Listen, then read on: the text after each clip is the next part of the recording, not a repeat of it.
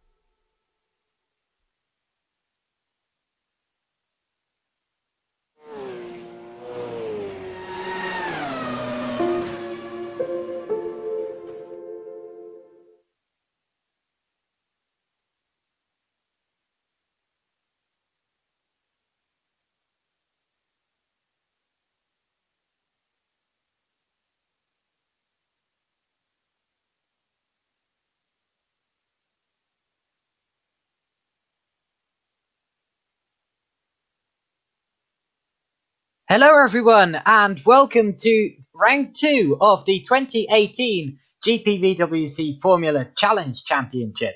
Today we are at Shanghai International Circuit in Shanghai, obviously, and we are going to get 2 exciting races of Formula Challenge action with your commentator, me, Joshua Jones, and alongside me I have a Menno Klont.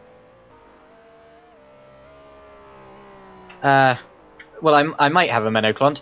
I also have an Argo Teder as a cameraman. So we are going to be taking you through the action today from the GPVWC Formula Challenge Championship. Apparently we don't have a Menno Klont yet, but I'm pretty sure that we will have one. So whenever Menno pops in, yes, I'm sure there actually. Sorry. Oh, hello Menno. Sorry. Yeah, I'm a bit of a rookie in Discord.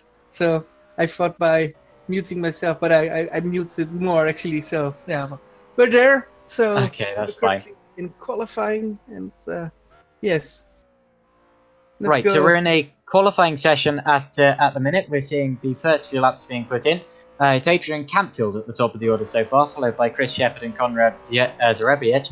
Of course, Zarebiec, a new driver for today, didn't make it out last time, and that could actually be a big advantage for him, because that means that he hasn't got any penalties. And talking of penalties, I shall now read out to you the insane penalty list that we have from round 1.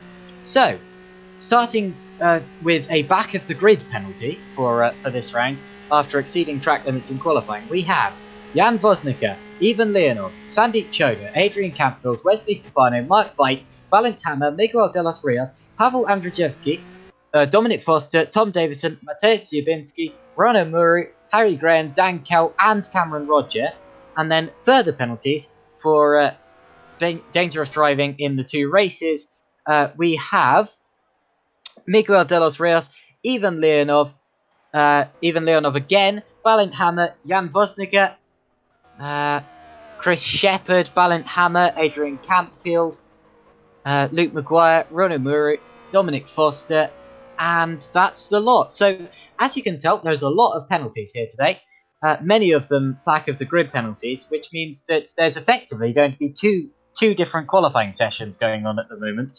Of course, you've got the quali for pole position, and also the qualifying positions for the back of the grid. So, of course, you can't all have 20 drivers or so starting from the same grid position at the back of the grid. So, of course, the drivers with the back of the grid penalties will be sorted out in terms of their order, in terms of where they actually finish in this qualifying session here.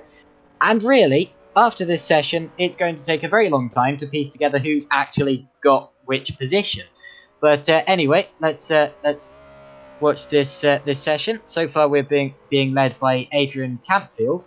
He, I believe, is 4th in the championship after a second place finish in race 1 last time out, but then a disappointing non-points finish in race 2. In fact, let's have a look at the championship. At the top of the order, with 45 points, we have Chris Butcher after a double podium last time out, 1st in race 1, 2nd in race 2. Second, we have Osvaldo Angeloni, 9 points behind. He scored a 5th in race 1 and 1st in race 2. Philip Koenig got a double podium, 3rd in both races. And then 4th in the championship. I've already read out Adrian Campfield. And following then Patrick Vonnemiller, Mark Veit, Balint Hammer, James Early, Chris Shepherd and Michal Galka to round out the top 10. Although I don't believe Galka is racing today. I believe that he has been replaced at the IDOS racing team, although I'll look through the order and confirm that. In fact, yes, he has. Ed Williams is here rather than Michal Galka. I also don't see the other... Oh, I do see the other IDOS car of Cameron Rogers. So obviously both the IDOS is in today.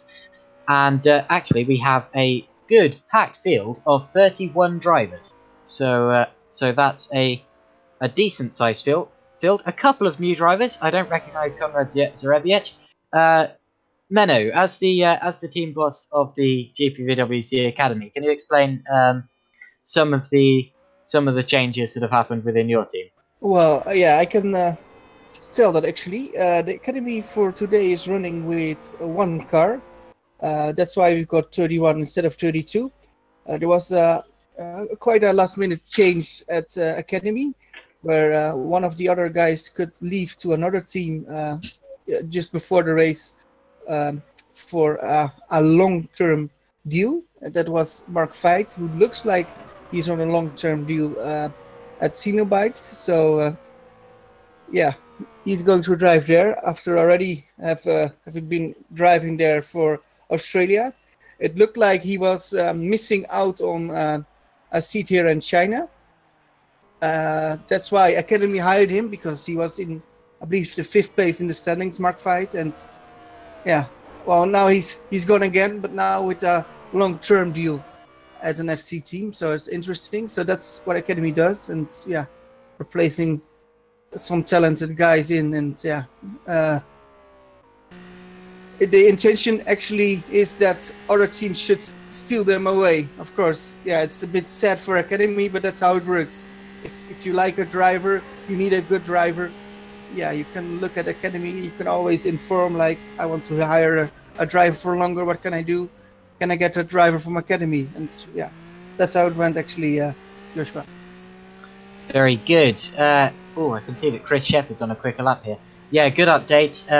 The Academy team, of course, a very good idea, and it's good to see that a couple of drivers are being moved on from that. Oh, Chris Shepherd just misses out on pole there.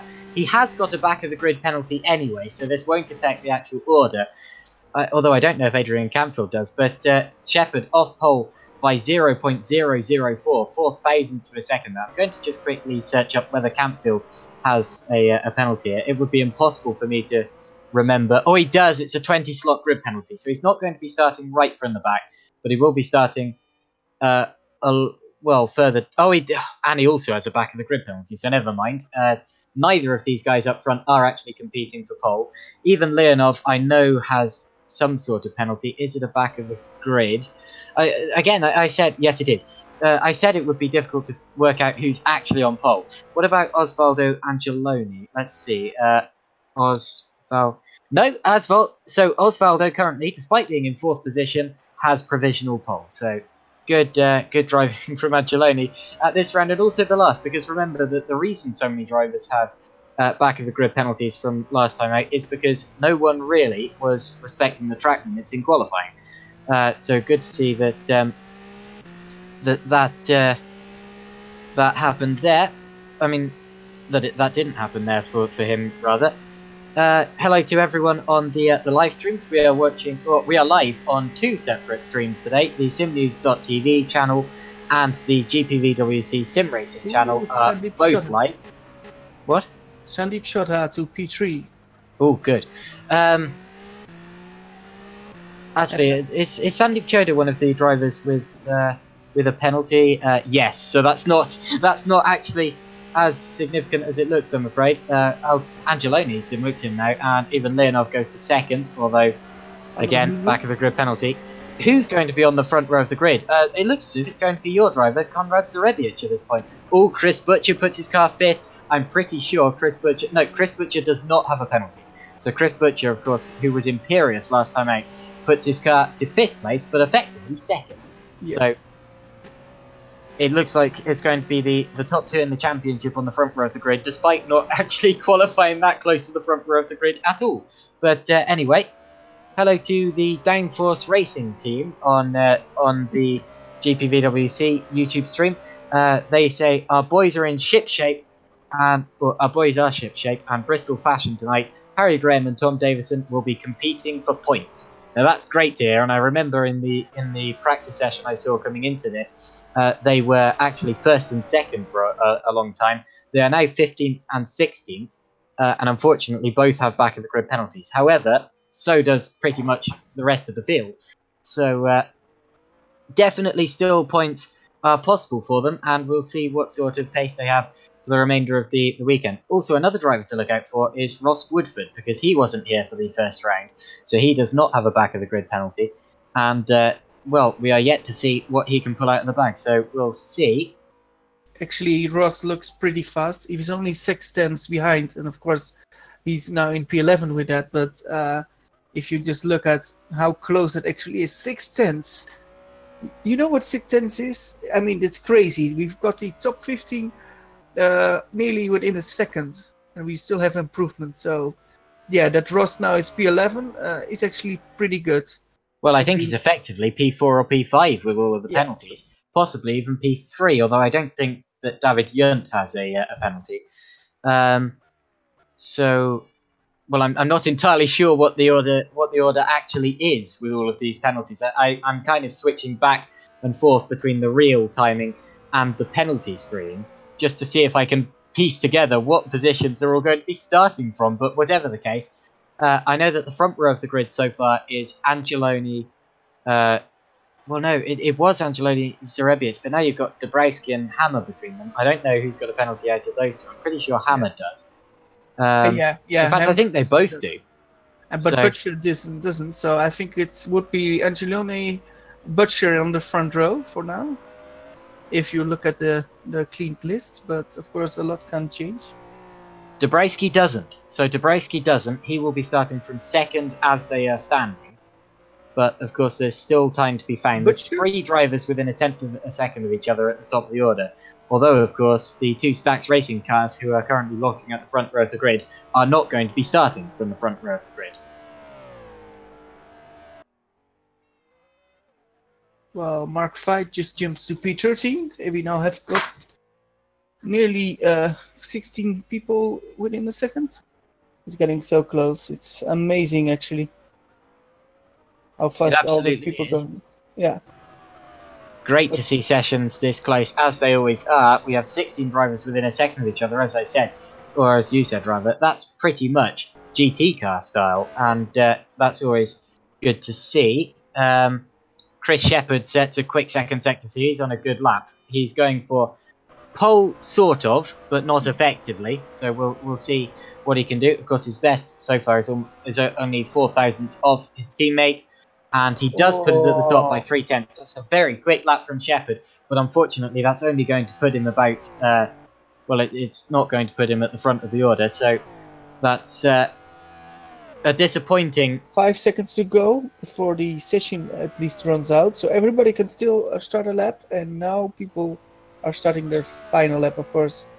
That's very interesting. Of course, Chris Shepherd will be quite high up the order. Because he has a penalty, but he of course will. Because so many people do. So he will still be, I think, halfway the field. So that's still pretty decent. But yeah, it's difficult for us to see who's actually is where. Now the easy thing to note is the battle between Shepherd and Campfield at the front of the order. However, that's not the battle we should actually be watching, because pole at the moment is actually being held by 3rd place Osvaldo Angeloni, and second, I think, is Matthias Dabrowski. So it's all between, although Dabrowski's in the pits, so he's not going to go any quicker. Brambilla, Hammer and Zarebic are also in the pits. David Yunt, I don't think, has a penalty, so Yunt, in 11th, might be our next driver on track. In terms of the actual order, but we'll see. I'll just check quickly whether Yunt does have a penalty or not. I'm doing a lot of Control F.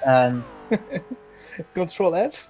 Explain. Yeah, control find, as in I'm trying to find people's names on the penalty list. Just insert a random driver here and work out whether they've got a penalty or not. Most of them do. Right. Now let's watch a couple of laps coming to the end here. David Yunt is on a quick one, so I believe he's going to go quicker with this lap. Where does that put him? Oh, fourth! That's a good lap. And of course, he does not have a penalty, so that's pole. That's pole for no, it isn't, because Chris Butcher's just gone faster. Oh, so Butcher, yes, Butcher at the top of the order, and it's going to be a red arrow, 1-2 on the grid at the last moment. It looked as if Angeloni was going to get the pole, and now just at the last moment, red arrow have completely swamped him, and it's Chris Butcher at the top of the order, followed by David Yunt, only a hundredth of a second behind, and they're third and fourth. So in the actual order, it's Shepherd, Campfield, Butcher, Yunt, and Angeloni. But on the grid, it's going to be Butcher, Yunt, Angeloni, and then whatever the hecking order the rest of them are in. Yeah, actually, it's yeah. Did Dabrowski have a penalty? I don't believe so. So you'll be quite high up the grid. So the Beards will be around there. There's about. Wow. Be very, very interesting, of course. Well, it certainly will be, because, of course, we are going to have the most muddled up grid in sim racing history here. Matthew Allington types, doesn't Jeff have a back of the grid penalty himself? Which Jeff's this? Oh, they're talking about the Super League race. I was wondering. Yeah, I think they mean Jeff Fournier, which I'm not sure about, but I'm just getting confused by reading about two separate races at the same time. But anyway, apparently we've got a slightly low frame rate on the stream. I hope that is not ruining the quality for anyone. But we'll yeah, hopefully that's not too bad. Anyway, we're just going for a brief warm-up session now, and trying to piece together what the order actually is for this race, and then we are going to head towards our race 1 of 2. Of course, race 1 is going to be just as long as race 2. There's no sort of mandatory pit stop for race 1 like we see in some other series, and really it's just going to be a straight fight for it, I expect. So it's going to be an interesting one. Menno, what are your bold predictions for this race? What sort of things should we look out for? You want predictions from me? Oh, that's actually okay. Yeah, we cursed enough people last time, right? Let's curse some more. It shouldn't. Let's curse some more. Well, can't do any more damage. Well, what I'm wondering, and I'm currently looking out of the commentary booth, if it's going to rain. It doesn't look like it. There was a bit of a chance on rain I heard earlier, but there's no rain. What will happen? Yeah, in race 1. What do we expect? I think it will be a very interesting start with that great first corner. You can drive a lot of alternative lines, and I think you will see a lot of overtaking there, and a little bit of chaos. What I'm most worried about is the front tires. The front tires are having a really bad time. And yes. I expect the last 2 or 3 laps of the race, people will run out of tires. Actually, some people will, and then they will lose 3-4 seconds a lap. So it's actually, yeah, you need to be very careful to not stress the tires too much in the beginning, because in the end you will not have any tires left, or you can just make a pit stop. But of course, if you make a pit stop, you lose a lot of time as well. So I hope for all the people that they keep their fronts good, and we shall see if that will happen. But yeah, I fear some will have a problem after I think 12 laps. They will just drop down in performance, and the car will not turn anymore. So yeah, I was going to say exactly the same thing about the tyres. If you look at the actual nature of the circuit, we've got so many fast corners, so many corners that you're constantly steering for. Like, for example, turn 1, and even turn 2, you could say is one of those. Although that's much slower and much tighter. And then there's one leading onto the straight towards the end of the lap as well that just seems to go on and on and on. And surely the tyres are a big issue. I was speaking to some of the guys before the race who were saying that they really couldn't get the tyres to work over a long enough period of time. So I suggested that they reduce the camber slightly, and they're trialing that. So that's a racer's trick there, which could be used, but still it's going to be a very difficult one, and it's definitely going to take skilled drivers to maintain the tyres while still pushing to the limit. And I'm expecting a couple of drivers to come through from the back as well, because of course we've got so many penalties today that so many drivers are going to be out of position. There's really going to be a sort out at the start. It's going to be like seeing a reverse grid, really. It's sort of going to be like seeing a reverse grid like we get in race 2. And of course the Stax Racing guys who locked out the front row of the grid are actually going to be starting something like 15th and 16th, and as a result I'm sure we're going to see those guys really pushing for it at the start, and coming through the order, and for Chris Butcher to continue his podium streak, of which he's got 2 so far, it's going to be a real tough task. Agreed. Because of course he was pretty dominant in Australia. It doesn't mean he will be be dominant here. Of course, qualifying was pretty good, but of course races are a little bit different. It's interesting. But also it's interesting that from the 16 teams currently in the Formula Challenge, we've got 2 teams without points. Those are Downforce Racing and CM Tech. So of course we hope the best for those teams, that they can get off the 0 and they can just go up. And well, with their driver lineups, they at least should be able to get some points today. For the rest, of course, every team looks to have a decent pace, so it's very exciting what will happen. And yeah, I think it will be interesting who will get pole for race 2 actually as well, because that will be a number between 10 and 15, and yeah, it's a random number, so everybody could get it, and maybe that will be a key to a nice to get a nice race too. So it will be very interesting. To be honest, this is pretty much like that grid anyway. I mean, do you remember a few years ago where Bernie Eccleston was talking about implementing lottery qualifying into Formula 1?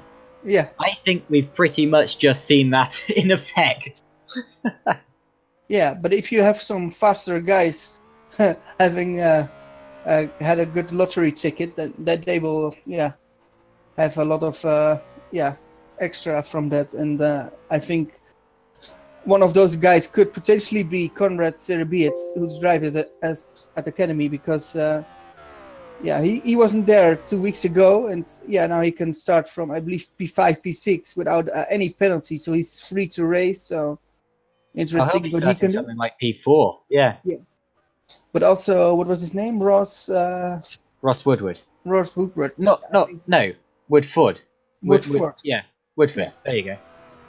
Yes, all those names. Oh my. I just knew it Ross Woodward from somewhere else, so I got confused there. But yeah, it's Ross Woodford.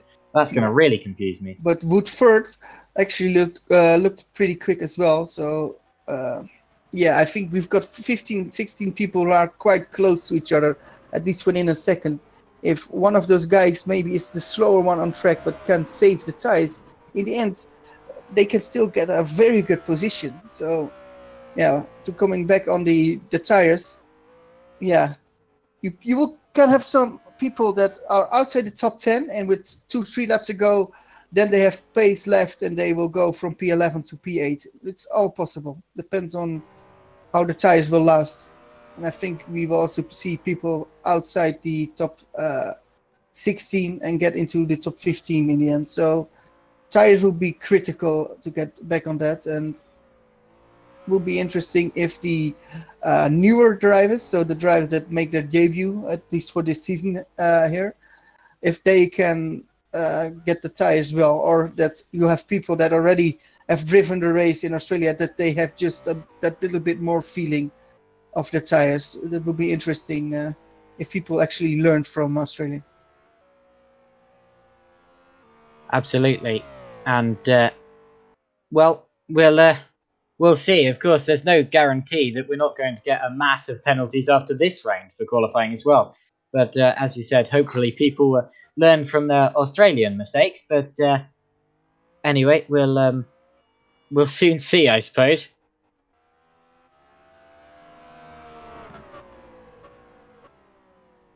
Well, I believe you're going offline for a moment with the stream. All right. Or maybe not. I'm looking at my cameraman. Well, I don't know whether we've just gone offline or not. If we haven't, online. I think if we're still online, okay. I think we might be about to go offline and restart the stream to fix some of the buffering issues we're having. So if you suddenly lose the stream, then that's what it's going to be. I don't know whether I'm the finishing order of the race or anything like that. This is just an opportunity for the drivers to get used to their cars on race fuel for one last time before the race. Just feel how the car is going to feel at the start of the race. Assess what the grip's like. Of course, you can do that on the formation lap, but you don't really get so much of a a sight of the track when you're going that slowly. So this is the driver's last real chance to experience the track on this setup. Well, the setup's locked after qualifying, but this fuel load between the race and between qualifying and the race. So that's what these drivers are doing now, just discussing the things that are going to happen in the race as well, and giving predictions. Sandeep Choda says one-stop strategy for the win, which is quite humorous, seeing as we're not expecting any pit stops today. But with the tyre wear that some of these guys are getting, I'm afraid we might have a pit stop or two. Chris Shepherd says he's counted about 16 or 17 back of the grid penalties. Yeah. 14. There we go. 14 people tonight have back of the grid penalties. That's ridiculous. 14. So 14 out of 31. Oh my. That's almost half the field. Yeah, that's amazing. That's almost half the field. And then we need to see what the running order of all the back to grids is. Oh my god. To be honest, I really like the way the DC's done this. DC being the race control, because the thing is, it's very easy when so many drivers commit the same offence, just sort of sit back and say, well, everyone's doing it, go ahead. The kind of Max Verstappen approach to it. And I don't like that. I think that if there's a rule there, it should be stuck to. And I like the way that the DC is implementing this and being properly consistent about it. We need this consistency in some of the higher echelons of motorsport. And this is definitely how you crack the problem. So very, very good to see. And let's face it, it's going to give us an exciting race today with such a muddled up grid. True. And we're about to go to the race session. So we're just looking at when that will happen. But 31 drivers, that's actually pretty decent, Josh. I mean, that's nearly a full grid. It's very yeah, I think one driver more is the maximum, and that's the driver that you unfortunately don't have today. But still, pretty much a full grid, so that's good to see. And now the drivers have been called to the grid, so we are just waiting for the drivers to get to the grid, and then in about 40 seconds we are going to go for a formation lap, and that is just for the drivers to warm up the tyres, hopefully not shred them like some of these drivers are saying they will. Well, we'll see how this race goes after that. Of course, then they're going to line up on this start grid in very much the way you see them doing now. The lights that you see at the front of the field are going to come on, the 5 red lights, and when those go out, the race will be underway, and it'll be a mad dash into the first couple of corners to gain track position and see who gets a good start, etc. I'm afraid... Oh, no, I was about to say I'm afraid we still have a few drivers in the pits who haven't made it out, but that's not true. Everyone is on track, so that's good to see. And we have the Red Arrow cars lining up the front of the field. Technically, that... Well, we were expecting a front row lockout from a team, but of course a different team to this. It was actually the Stax Racing cars that locked out the front row of the grid in terms of the actual qualifying pace, but because of the penalties, it's going to be Stax starting from the front of the grid. So Chris Butcher takes pole, followed by David Junt, Osvaldo Angeloni, Matthias Dabrowski, Daniele Brambilla, Konrad Zarebiec, Ross Woodford, Thomas Andriama Rasoa, James Early, Philip Koenig, starting third in the championship, so it's a shame to see him that far down. Matthew Klipp, Patrick Vonnemuller, Stefan McCready, Kevin Peters, Ben Willis, Brett Metcalf, Ed Williams, and now we see the first of our back of the grid penalties. Chris Shepherd, Sandeep Choda, Mark Veit. These penalties are muddled up. I don't know who's... Okay. Mark Veit, Miguel de los Rios, Matthias Siabinski, Harry Graham, and Tom Davison. So the two downforce cars, who interestingly are going around in the wrong order on this formation lap. But of course, you don't get a penalty in this like you might in reality, so that's good. Also in the wrong order are Cameron Roger and Wesley Stefano. They are being followed by Balint Hammer and Adrian Campfield, Dominic Foster, Rano Muru, and Ivan Leonov. And that's the pack for this field. Interesting field. So yeah, the two red arrows ahead. I mean, even are the silver arrows that are leading a race, then it will be the red arrows, of course. So yeah, Butcher the favorite, I guess so. He's the championship leader, and now he's on pole again. Let's see if he can jump away at the start from Junt. Maybe Junt will follow him, or maybe Junt is a little bit slower on pace. We shall see. Maybe Junt will just keep the gap between him and Butcher and just work his tires. Which I think David Junt will keep his tires good until the end. I think he can do pretty well. And let's see how the rest will do, Joshua. Well, I tell you, whatever happens, it's been a very good day so far for Red Archer. This is exactly why they say that being a clean driver wins championships, because let's face it, Chris Butcher wasn't the quickest today. He qualified third on the grid, but because he didn't make a mistake 2 weeks ago, he's being put on the front row of the grid, and in fact the front position of the grid today. So that's just the sort of thing you need to do for this championship, and our championship favourite is on pole. Now, Ivan Leonov lines up at the back of the grid, and we can wait for the lights now. Everyone is in position, and when the lights start to come on, that is when the engine notes will rise, and we can wait. We can await the start of the race. It's a long hold. They're not coming on yet, so obviously someone's still out of position. Now they're coming on. 5 lights. Go! The race is underway, and it's a slightly delayed getaway from Chris Butcher, but it's a better start than the guys behind. David Junt's had a very bad start. Matthias Dabrowski's going up the inside. He has P2. So Dabrowski has P2. Chris Butcher leads. And then it's Junt and Angeloni and Zarebiec. And I think that all of the top guys are through safely at least. In fact, everyone's through safely. So that's good to see. As we head out now through turn 3, and Butcher's built out a good lead.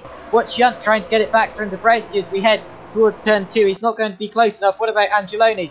I think our first move is going to come between Andrea Maharasa and Early. Those two teammates, of course, and that was certainly looking very, very close. Running wide is Philip Koenig. He's lost several places at the start. That's very bad for the person running third in the championship. Watch Ed Williams trying to go around the outside. Of course, doesn't get the run for that. I know Kevin Peters, Koenig's teammate, is very close to him as well. Ross Woodford's made up a couple of positions. He's in P7. Slipstreaming Daniele Brambilla might go for the move. No, not close enough. It looked as if he was getting ready to pull out of the slipstream. Couple of guys running wide. No, that was lag. And now Shepherd gets Peters. So Shepherd passes Peters for the final points paying position in 15. But a great start. Yeah, a great start from Dabrowski. He was really good underway, and now he's in P2. What a start he had. And Junt, yeah, he can't keep that close to Dabrowski. So Interesting what will happen in upcoming laps. Well, Oswaldo is having a little bit of a look on David Jones.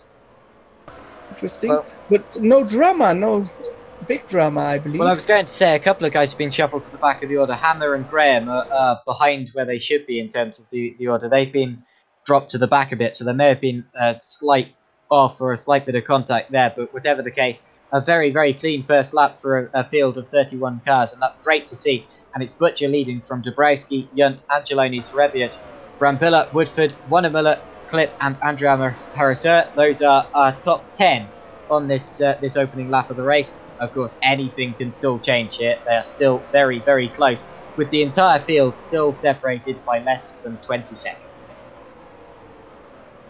It's interesting. And Ross Woodford had a very good start, and now he's in P7. So he shows he's got a lot of skill, and he's just following Daniela Brambilla. He's actually, well, pretty close, but not close enough. Of course, we need to wait a few laps before we have got DRS. And then it will be interesting if people can at least defend a bit on the straights, or that they will just be, like eaten alive. Will be very interesting, actually. It's always very interesting early on in the race with DRS because, of course, pretty much everyone except the leader gets it. So you often get a big chain of cars all catching each other, and you get a real accordion effect mid-straight, which we never used to witness in the old days. So we'll see how that happens. Now, down the back straight, who's going to get whose slipstream this time and possibly go for a move into the hairpin? I think they're all being rather reserved on these opening laps because they know they need to keep these tyres for the rest of the race. And if they do make any sort of error, they're going to completely eat them. Koenig is trying to make up a place on Shepherd here. Actually, I think Koenig and Shepherd have both passed Chodo, who's had a bad start, I'm afraid.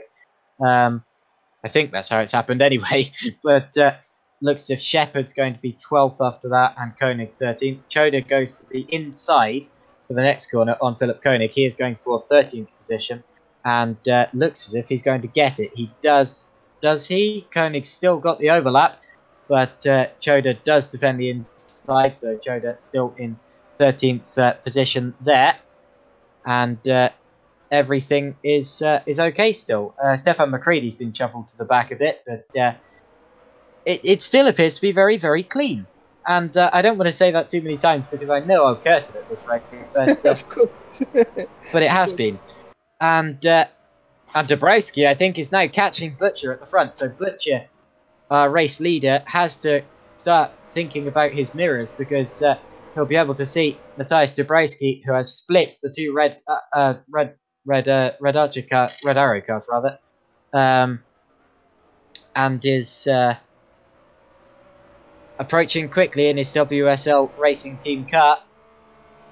Yes. And the gap is less than half a second apart, so he's really got the slipstream this time round as we're heading down the back straight. He's waiting for DRS, but he doesn't have it. He has the DRS. Now, let's watch Dabrowski. This is the first time he's had DRS on Chris Butcher, and will he go for the inside line? Well, he's pulled out slightly early there, and he doesn't get alongside him, but he's going to have plenty more opportunities for the remainder of this race, I'm sure. Oh, that was interesting. Oh, a mistake from Butcher. That is a mistake from Butcher. He runs wide. Now let's watch Dabrowski, who's back in the slipstream and back very close to the rear of Butcher. He's going to pull to the outside line of turn 1 and try to hold it round there. Butcher does a good job of defending it after his mistake, and Dabrowski still not allowed the inside. Butcher parks it on the line exactly where he needs to put it, and Dabrowski has not been able to get alongside him again.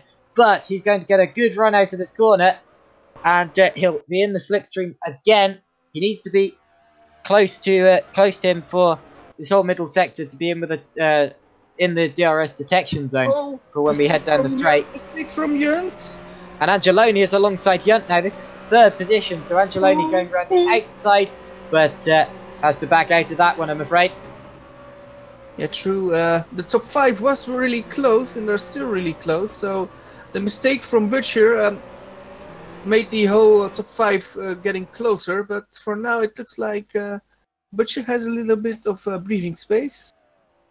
Oh, now look at Zerebiec up the inside of Angeloni. That's really split it, and they bang wheels as Zerebiec is forced wide by Angeloni. That's defensive driving there from Angeloni, and Serebiec has to try something different now. Of course, there's going to be all sorts of slipstreaming going on down this back straight. Many drivers with the DRS again, and still. Oh, Serebiec. Yep, Serebiec up the inside, and gets it. More contact there, but Serebiec puts his car on the shorter line and gets the drive through the corner. And now Serebiec is up to 4th, ahead of our 2nd place championship driver, who's gone. Osvaldo Angeloni is in the pits. Now that's not expected. We're not expecting any sort of pit stop today. So Angeloni pitting, that's not expected. But he's certainly in, and possibly feeling like no one can. He got a drive-through. It's a drive-through. He's gone straight through. That would have been a jump start, I can guarantee. So a drive-through for Osvaldo Angeloni, probably because of a jump start, put him down into 19th position. I was wondering, because the thing is, we weren't expecting any sort of stop go today. He didn't appear, or any sort of pit stop today. He didn't appear to have any damage. So there was something weird going on, and it turned out it was a drive-through penalty for Osvaldo Angeloni. But he's still in P19, I believe, so he can get back into the points and even get a nice starting position for race 2. The race is still long. Let's see what will happen. Well, I see Chris Shepard attacking Matthew Clip. Under braking, he's waiting. Yes. These two, of course, fighting over 8th position, and now Clip has to park it on the inside line, as he does in the opening part of the corner. He's defenceless on the exit here. Shepard gets a brilliant run out of the corner. He's going to be alongside him down this entire straight, and he's going to have the DRS. And I don't know whether... Look at Sandeep as well. Sandeep on Thomas Mihari Soa. Oh, wow. And he's passed. Sandeep's passed for P10. That's 10th for... Oh, Sandeep, who gets a big wiggle on as he puts the power down on the exit of the hairpin there, but keeps the position. But that was very close as well. Ross Woodford right on the rear of Daniele Brambilla, and those two, well, looks like there might be a change there soon. We'll have to see. Of course, now, after that sort out with Angeloni's pit stop, that promotes Serebia into to 4th, of course, and then Brambilla into 5th, but Woodford is really going for that. And the leaders are very close again. In fact, we now have the top 3 drivers separated by just 0.6 of a second. And that is barely enough time to blink. Yes. It looks really good. And look at numbers 5 and number 10. That's Brambilla and Shodha. And they both look so good in this race. And they both are for CM Tech, who's still on 0 points. So it will be very interesting if they can get the team of the 0, and then they will really get a lot of points, actually, if they can finish like this. They had the most disappointing round last time out because they were looking so good in qualifying. Sandeep Choda running 2nd right at the start of race 1 last time out. And then, of course... Great exit for Dabrowski. Great exit for Dabrowski. I'll come back to that. Look at this. As Dabrowski goes to the outside, Dabrowski goes to the outside of Chris Butcher, and Yunt gets a very late braking, almost goes into the back of him. But they maintain the same order there, as Dabrowski doesn't quite get himself past Chris Butcher. He had the outside line for the corner, the longer line. There was no way he was going round him. But they're going to be pretty much nose to tail as we head down the straight again. Although not close enough. Yes. And something tells me that the top 2 are at least using a bit too much tires, but I'm not sure, but we shall see later. Oh, I trust their judgment. Look at Chris Butcher. He's gone very wide there. Dabrowski took a look. I think that might have been strategic from Butcher, actually, to stop Dabrowski from getting the slipstream, kind of get him alongside early and guarantee the outside line. Now they banged wheels, and Dabrowski's dropped back 2 places now. He does. 2 places behind both Serebiec and Yunt, and it's now a red arrow 1-2 again. But look at Dabrowski trying to come back at Serebiec. Possibly tried to hold it on the outside. Just got kind of clonked by well, by the rear wheel of Butcher out front. I don't think any real foul was committed there, but it was very unfortunate and very, very close. Could have been a lot worse. Brambilla and Woodford are pretty much side by side through turn 13 now at the top of the course, and Woodford's going to be alongside Brambilla as we head down the straight. I'm also going to keep an eye on the cars in front of them, as again, well, now Zarebiec is in the slipstream of Yunt, pokes to the outside line. This is not going to be advantageous to him. It's the inside you need there. Whoa, Dabrowski breaks late. Again, almost goes into the back of Zarebiec. That is a very, very scary corner. And look at Woodford. He is ahead of Brambilla. Woodford. He is driving an amazing race. Of course, we look at the top 4, but the number 5, Ross Woodford, is driving a really good race. He shows like he's got a tremendous amount of talent. And if he could get it in P5, it will be a really good position, of course, for the team. Of course, this being Woodford's first race in the series. We didn't see him in race 1. That car was taken by. I'm just waiting for everything to load in. That car was actually taken by Luke Maguire in race 1. So we didn't see him at Australia, but he's here today and doing a great job of it in P5 at the moment. I think it was. Ballandhammer was in the pits. Ballandhammer is in the pits. Is there damage on the car? Probably, because I wasn't expecting any pit stops, as I said earlier. But yeah, this was the easy part of the race. Now the tires are going to... Oh! What's happened to Zarebiec? Zarebiec has stopped. Oh dear, he was running right the way up the field, and now he's stopped the car. So Zarebiec is out of the race. DNF. And, he's had a spin. I'm trying to look back on his replay to see what's happened. Ross Woodford's off! No! Well, what's it? It's a lag issue. It's a lag issue. Zarebiec was running 3rd, and he's had a lag issue. He's lagged straight through a couple of cars. They obviously wouldn't have seen him. And then he's just come back into existence inside of Ross Woodford, who's been submerged into the floor. Zarebiec and Woodford both go off. That's highly disappointing. And a right sort out of the order halfway through the race. And it's now Butcher leading from Yunt, Dabrowski, Brambilla and Shepherd. So Shepherd making up many positions from that. But unfortunately, 2 of the big guys of the series are out of the race. Wow. That's actually pretty disappointing, of course, that it happens. Well, Woodford is still running, rather. He's still running in the points. But I'm afraid we have completely lost Konrad Zarebiec. And that was completely a lag issue. There was no foul committed. And that is highly disappointing for both drivers involved because there was nothing that either of them could have done about it. And that is the worst kind of incident for a driver because you just feel so frustrated and angry at pretty much everything. And I've had it happen where I've been driving a good race and then all of a sudden just something technical happens and all of a sudden you stand no chance. So yeah, it's horrible. But these things happen, and it has now put Matthias Dabrowski back on the podium. And he's actually going pretty fast, so he can still go for a better position than P3. And in P4, we got there? It's Daniel Brambilla. Oh, and Daniel Brambilla was off, and now it's Chris Shepherd in P4. Chris Shepherd is in P4. That's actually pretty exciting for Chris Shepherd because he had that grid penalty.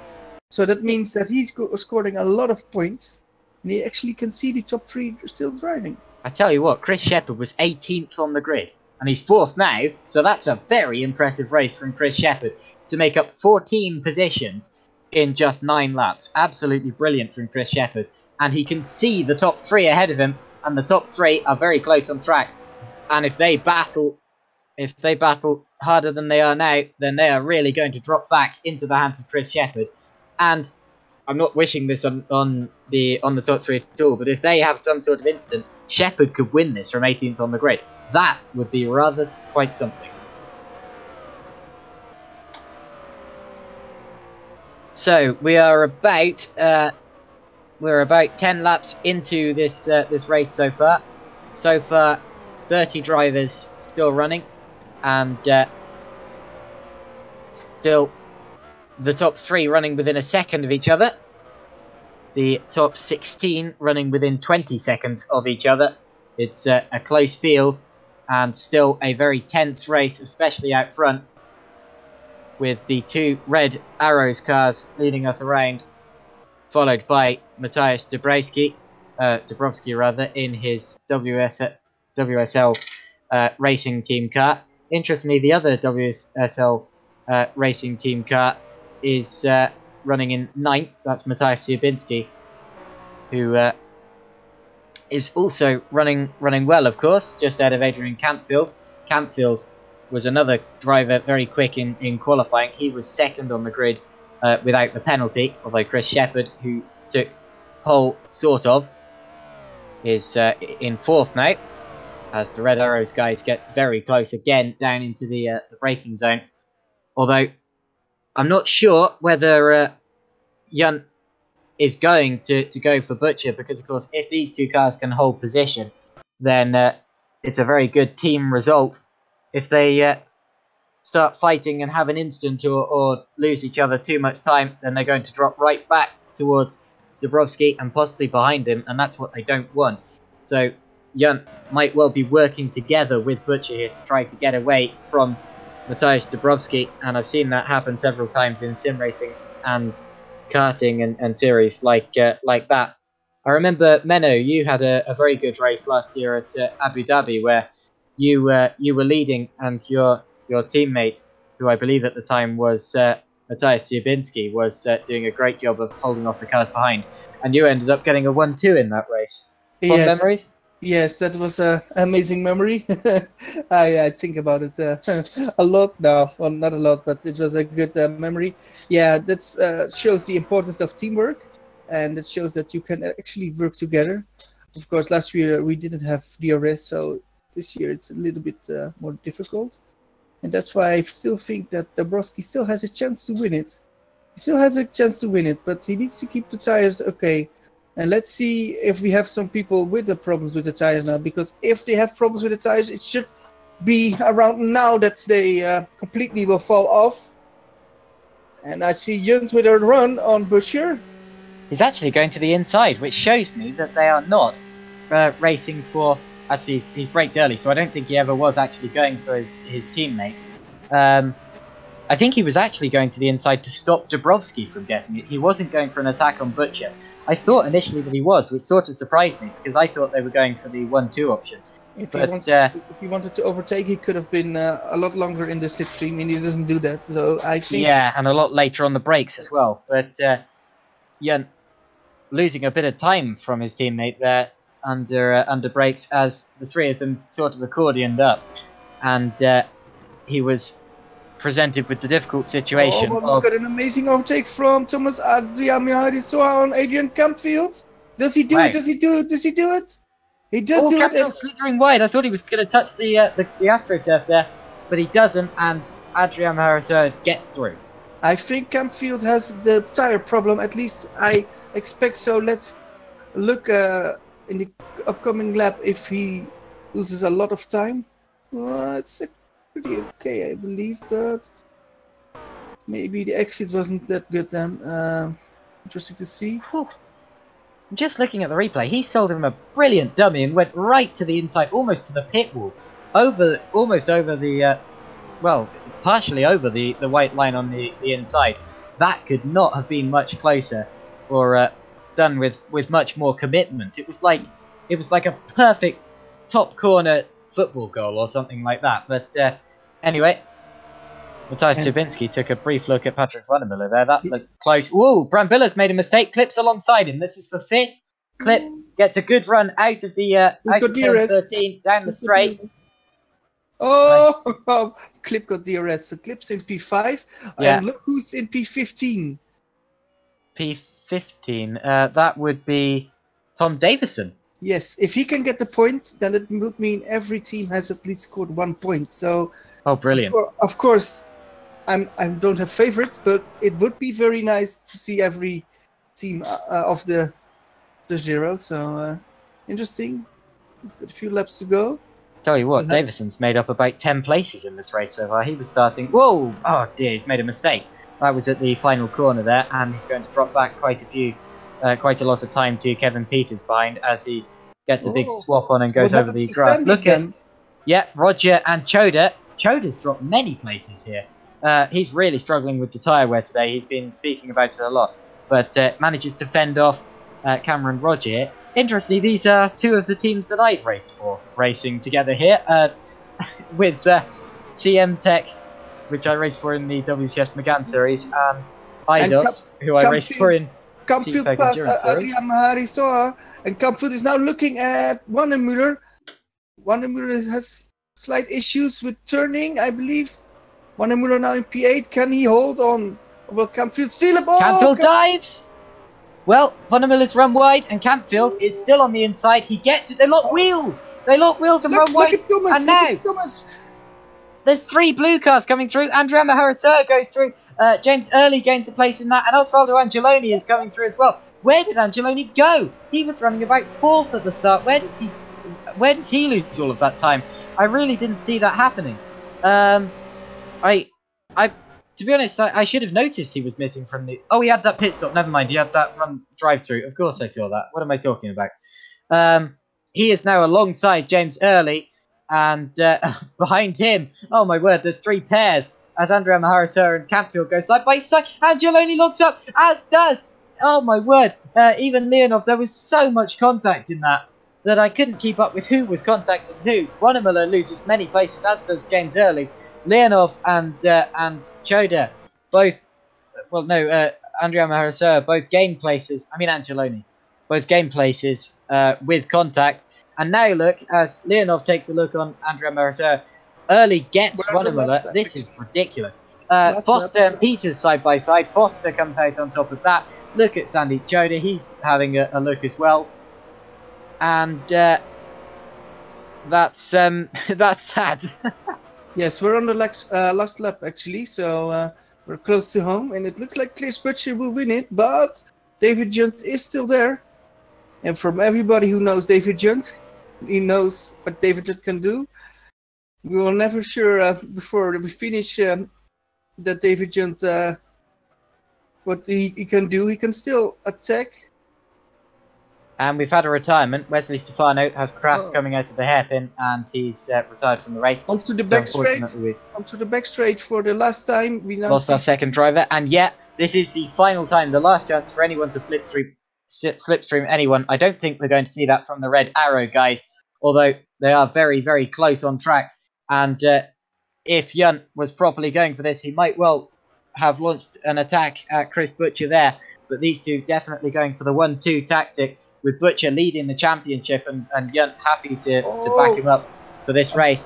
Big straight, but the win is for Chris Butcher. Chris Butcher wins for David Junt. The 1-2 for Red Arrow Racing with Dabrowski P3 and Chris Shepard in P4. What a race from Shepard. Clip P5. Oh, and at last corner. Look at that! Final corner, and it's an absolute mess. Kampfield is going side by side with Brambilla and Ziebinski, and they finish in that order. They finish Kampfield, Brambilla, Ziebinski, Angeloni, Andrea Maharisoa, Leonov, Early, Wannemüller, Woodford, Davison, Foster, Choder, Peters, Koenig, Muru, Roger, De Los Rios. They crossed the line quicker than I could say their names. Wow. Willis, Graham. They are 23rd and 24th. The last point, of course, went to Tom Davison when I was reading through that order. So every team has scored points now. 5th place went to Matt Clipp at the end of that. And as you said, it was a 1-2 for the Red Arrow cars of Chris Butcher, David Junt. Very good driving from both of them. Good teamwork there as well. Matthias Dabrowski came home a brilliant 3rd, with Chris Shepard in 4th place. And now back to the drivers I haven't read out yet. 25th was Brett Metcalf. 26th was Stefan McCready. 27th, Mark Veert. 28th, Balint Hammer. And 29th, and finishing now, is going to be Ed Williams. And then we had 2 retirements in Wesley Stefano and Konrad Zarebiec. So our point scorers in that race were Butcher, Junt, Dabrowski, Shepard, Clipp, Kampfield, Brambilla, Ziebinski, Angeloni, Andrea Maharisoa, Leonov, Early, Wannemüller, Woodford, and Davidson. Wow. So it looks like we now have got every team from 0. So every team got at least 1 point. with Downforce getting the last point of the first race. And now it will be interesting who will get pole in race 2. It will be a number between 10 and 15. And I can't wait to see who that will be. So potentially we could see Thomas Adrihamihayeswa, Ivan Leonov, James Early, Patrick Guanemüller, Ross Woodford, or Tom Davidson on pole. One of them will be on pole. It will be interesting who that is. Well, we'll have to see. Of course, it's a completely random number from 10 to 15, and when that number is picked, we reverse the top. However, well, we reverse the top n number of cars, with n being the number picked out of the hat from 10 to 15, and that means that our pole sitter could be anyone from Thomas Andrea Marisser to Tom Davidson. So anyone in that field. There are 6 drivers who could be on pole position here, and then the other drivers there are, of course, also going to be reversed. The drivers that finished ahead of our pole sitter, of course. But after that, so from 16th down, you're guaranteed to be starting in the same position that you finished in the race before. So Dominic Foster just missed out on a chance, and then everyone below him also not in with a shot of that.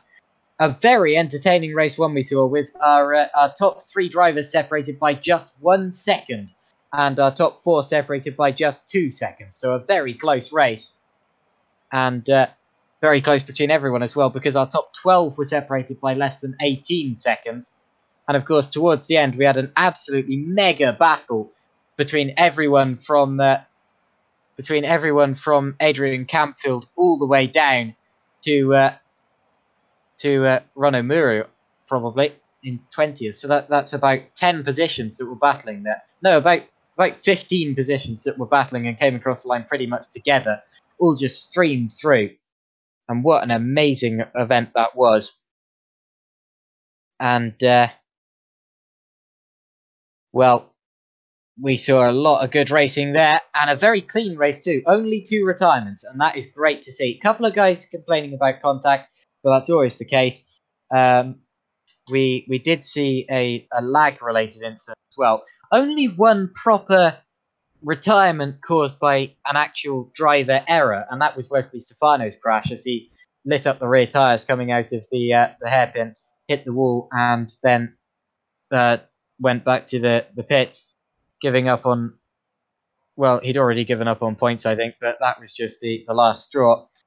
But our other incident, of course, was completely lag-related, with Zerebiec unfortunately lagging back into Ross Woodford, and unfortunately both of those drivers missing out on points they very much deserved. But we'll see what happens in race 2. It should be another very good one.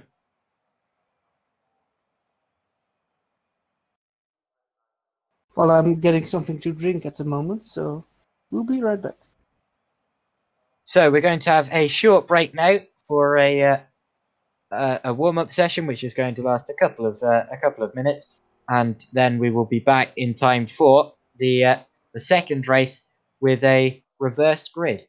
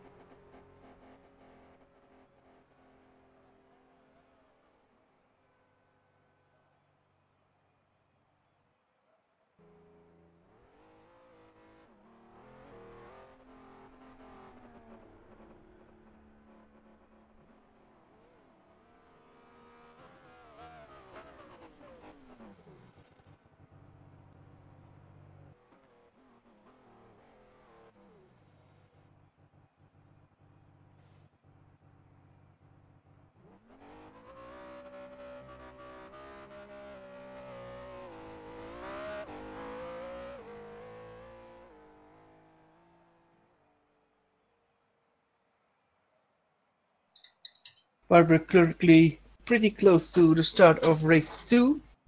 We're now looking at the warm-up session where only Mateusz Dabrowski currently set a time of 1:44.2, so that's quite decent. But for the rest, you see a lot of people getting the feeling with the higher fuel load again and just making some practice starts. We now have David Junt going to P2 in this warm-up session. It's nearly completed. Again, that doesn't matter though, because this warm-up session doesn't have an effect on the results. Many drivers elect not to take part in it at all because they just want a rest between race 1 and race 2, not to tire themselves out. And as a result, you don't often get many drivers on track for this little session here. And we're all waiting for the race to begin. Race 2. Just looking through the YouTube comments quickly, the pole sitter for race 2 is going to be Tom Davison. So the top 15 are going to be reversed. So that means our race 1 winner, Chris Butcher, is going to be starting from 15th on the grid. So that's going to be one to look out for, certainly coming through from a long way down. Yeah, Tom Davison, of course, 15 years old. Amazing to see him at the front of the field. Great to see him score points in race 1. Very good for Downforce, of which I am a part. And, well, let's see if he can give the Burla UK karting boys something to cheer about, as Downforce UK says in the YouTube chat. Mike Bell says, am I the only one rooting for Ross Woodford? He was going really well last time, on for maybe P5, then got lag killed. Well, I'm pretty sure you're not the only one, because he was very, very unlucky, and certainly we'll see him coming through from the back. Dino Cadet types, what's the difference between Super League and Formula Challenge? Well, the main difference is that the Super League cars are based on Formula 1 cars, and the Formula Challenge cars are based on GP3, so it's all to do with the sort of level of the cars. Formula Challenge is a lot slower, but there are more drivers. And the Formula Challenge is very much a stepping stone towards Super League. So Formula Challenge drivers tend to aspire to race in Super League in the future. So this is sort of like League 3. And between League 3 and League 1, of course, we have a League 2 as well, Super Cup, which is on tomorrow. And that'll be on at the same time, at the same track. So yeah, those are the main differences there. It's true. Like the difference between Formula Challenge and Super League is also like 400 horsepower, and like Super League is also quick in the corners. Like you've got so much entry speed with all those F1 style cars with so much downforce. And well, yeah, the FC cars has downforce as well, but it's a lot less. And yeah, but it's still a fast car, the FC car. So yeah. It's pretty interesting, but of course, yeah, the biggest car of the league is, of course, the Super League car, which is the fastest, clearly, of the league. Yeah, absolutely, and I can see in the YouTube chat that yeah, there's a lot of drivers explaining the same thing. I've driven the Formula Challenge car actually. I did the preseason test for CM Tech. And it does feel brilliant this year. It's so much more planted than last year. You can really kind of rely a lot more on the car to sort of carry your weight as you exit the corners. You don't really have to worry about the car sort of spinning up the rears as much as you did last year. Also in the YouTube chat, Jack Mayer says, not going to lie, Shepherd has to be one of the favourites to win race 2.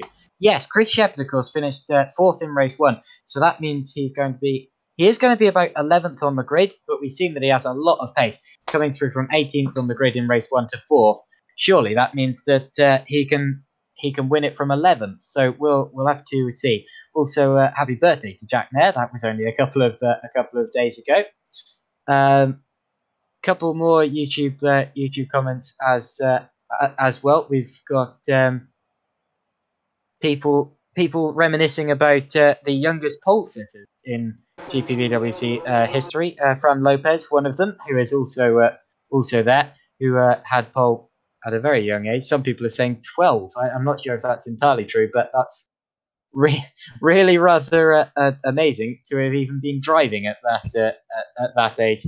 But great to see people of all ages getting involved in sim racing. And of course, our pole sitter today is Tom Davison, who is of course a kart driver with the Downforce UK team, going for an all kart driver lineup. And that's an interesting concept which we've seen for this season. But okay, well, he wasn't 12. He says he was 15 years old and 2 months. So that's sounds more realistic. But yeah, okay, we get the picture. It's still quite amazing. I mean, I remember my first sim race. I was nowhere near the pace for. But anyway, true. We're waiting for everybody to line up. And now, start now. We are starting the formation lap, so away we go. Oh, who's this? Tristan Potters. Okay, well, Tristan Potters at the back of the field in the other GPVWC Academy car. That's interesting. So you didn't tell me about that, Menno. Well, I got nothing to do with it. No, I actually had. So it was an option, at least when he was. Yeah, I did a lot of testing, but he didn't have a seat.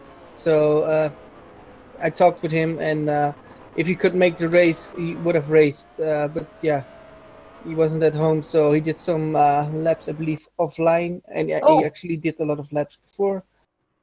So yeah, he's declared good to race. So interesting what he can do. He's starting from the pits. Well, I tell you what he's done already. He's actually just run into the other GPVWC Academy driver, Konrad Zrebiec. There doesn't appear to be any damage, but that's not a good start for Tristan to load in late and already collide with his team. He's in the pits. So yeah, Tristan, he's in the pits because he needs to start from the pits, actually. So. Oh, of course. So why was he on the track anyway?